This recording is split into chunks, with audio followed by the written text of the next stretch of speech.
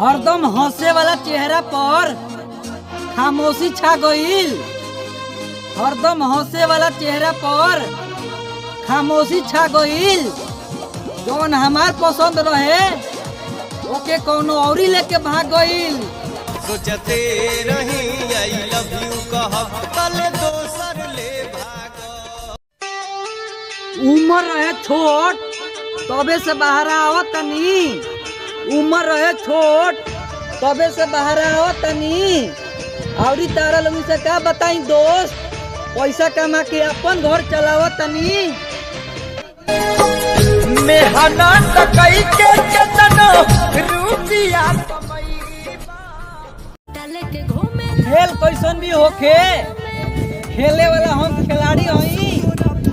खेल कैसन भी होखे, खेले वाला हम खिलाड़ी हई। अरे बेटा ते शेर हौस नु तो हमू शिकारी हई।